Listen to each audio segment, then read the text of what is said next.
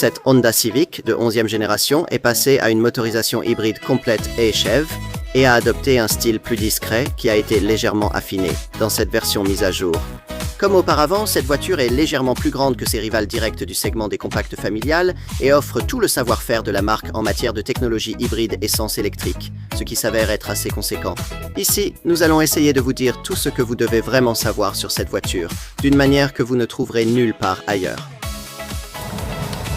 Rien n'a changé concernant les motorisations avec cette Civic EHEV mise à jour, ce qui signifie qu'elle reste une combinaison assez particulière. Une voiture électrique, mais pas vraiment une voiture électrique. Il y a bien un moteur, un 2 litres, essence atmosphérique.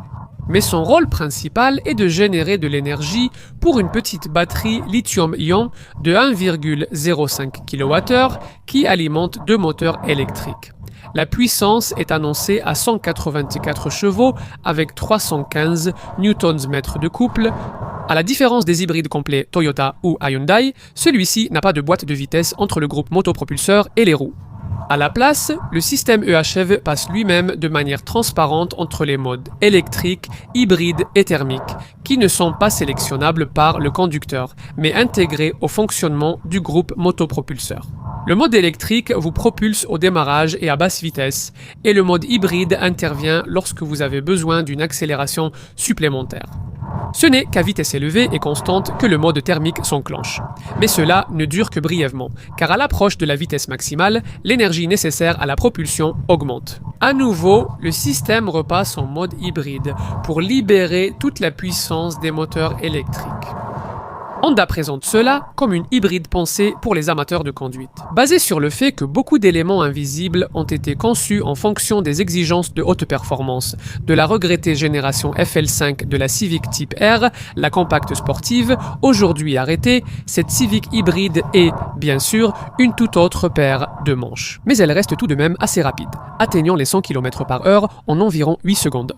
Si vous activez le mode sport, le plus dynamique des 3 modes de conduite proposés, vous pourriez bien en avoir envie aussi. Parce que, contrairement aux autres modèles Honda EHEV que nous avons essayés, celui-ci réagit vraiment à votre pied droit au lieu de simplement répondre à vos sollicitations avec une lenteur exaspérante, comme c'est le cas avec les SUV hybrides de la marque. Grâce à un châssis rigide, une voie arrière large et le système efficace d'assistance à la maniabilité et de vectorisation de couple de Honda, il aborde les virages avec une agilité surprenante. Et nous avons apprécié les efforts de réglage de Honda avec une direction qui offre de bonnes sensations. La clientèle sans doute plus mature de cette voiture s'intéressera surtout à la qualité de l'amortissement des amortisseurs passifs. Un peu ferme, mais globalement excellente sur toutes les surfaces. Et il est important de noter que le raffinement sur autoroute est également difficile à surpasser dans ce segment. Les chiffres d'efficacité de Honda n'ont pas changé avec cette mise à jour. 4,700 km en cycle mixte et 108 grammes par kilomètre de CO, 2 avec la version de base. Quelques changements extérieurs subtils ont été apportés à ce modèle mis à jour. Chaque finition de la Civic arbore désormais une nouvelle face avant affirmée, des calandres supérieurs et inférieurs en noir brillant et des éléments de phare plus élégants. Le pare-choc avant sculpté présente des lignes plus marquées et un nouveau spoiler assorti à la carrosserie. Désormais, toutes les finitions n'ont plus de feu anti-brouillard avant. Pour encore épurer le design, ceux-ci sont désormais intégrés aux phares à LED améliorés. Ce modèle mis à jour donne une impression un peu plus haut de gamme grâce à de nouveaux inserts noirs pour le toit et les montants, complétés par des détails en chrome mat autour des aérateurs.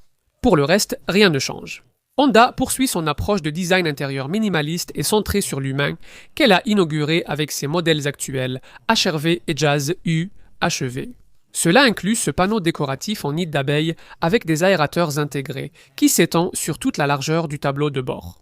Impossible de confondre cet intérieur avec celui d'une marque haut de gamme, mais la fabrication est excellente. L'ergonomie est presque irréprochable, et tout est vraiment bien fini aussi.